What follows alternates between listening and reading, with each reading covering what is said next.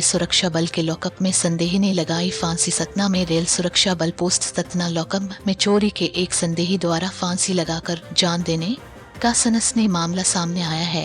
हालांकि इस मामले को स्थानीय आरपीएफ अपने इस मामले को लेकर चुप्पी साधे हुए हैं, लेकिन घटना की गंभीरता को देखते हुए कमांडेंट सतना पहुंच गए हैं। बुधवार की शाम आरपीएफ पोस्ट में अचानक हलचल तेज हो गई। कुछ ही देर बाद एक मतआप को थाने से निकालकर जिला अस्पताल भेजा गया। इस संबंध में पूछे जाने पर निरीक्षक सहित आरपीएफ अमले ने रहस्य में चुप्पी साध ली थी। सूत्रों के अनुसार चोरी के संदेही व्यक्ति को महानगरी एक्सप्रेस से उतरते समय पकड़ लिया गया। जब आरपीएफ अमले को जानकारी हुई तब तक संदेही की मौत हो चुकी थी। घटना की जानकारी कमांडेंट आरपीएफ जबलपुर को दी गई। इसके बाद संदेही को पोस्टमार्टम के लिए जिला अस्पताल ले जाया गया, जहां रात होने के कारण पीएम नहीं हो पाया। शव को मोर्चरी में सुरक्षित रखा दिया गया है।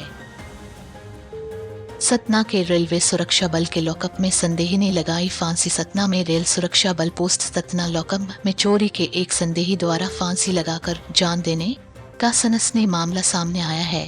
हालांकि इस मामले को स्थानीय आरपीएफ अपने इस मामले को लेकर चुप्पी साधे हुए हैं, लेकिन घटना की गंभीरता को देखते हुए कमांडेंट सतना पहुंच गए हैं। बुधवार की शाम आरपीएफ पोस्ट में अचानक हलचल तेज हो गई। कुछ ही देर बाद एक मतआप को थाने से निकालकर जिला अस्पताल भेजा गया।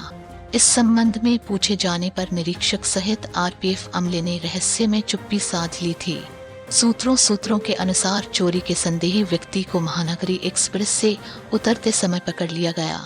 जब आरपीएफ अमले को जानकारी हुई तब तक संदेही की मौत हो चुकी थी। घटना की जानकारी कमांडेंट आरपीएफ जबलपुर को दी गई। इसके बाद संदेही को पोस्टमार्टम के लिए जिला अस्पताल ले जाया गया, जहां रात होने के कारण पीएम नहीं हो पाया। शव को मोर्चरी में सुरक्षित रखा दिया गया है।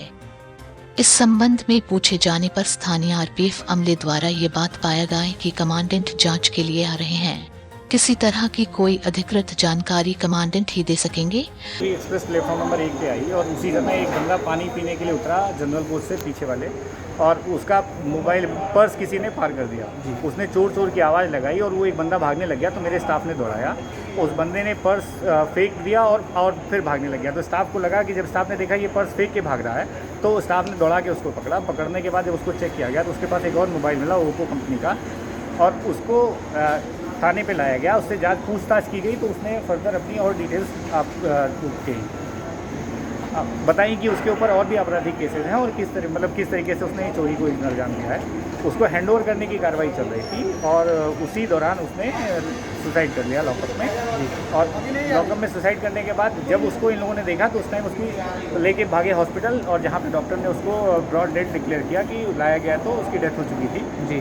उसके बाद फर्दर लीगल एक्शन में जो भी इस तरीके की कार्रवाइयाँ होती हैं उसमें हम लोग जुडिशरी को इन्फॉर्मेशन देते हैं। हमने उनको भी इन्फॉर्मेशन दे दिया है मैसेज, तो उनकी तरफ से भी जो एक्शन होना होगा, क्योंकि इसमें जुडिशियल कस्टोडियल डेथ में जुडिशियल इंक्वायरी होती है, तो जुडिशियल इंक्वायरी होगी और उसमें ही निकल के आएगा कि एक्चुअल कॉज ऑफ डेथ क्या है।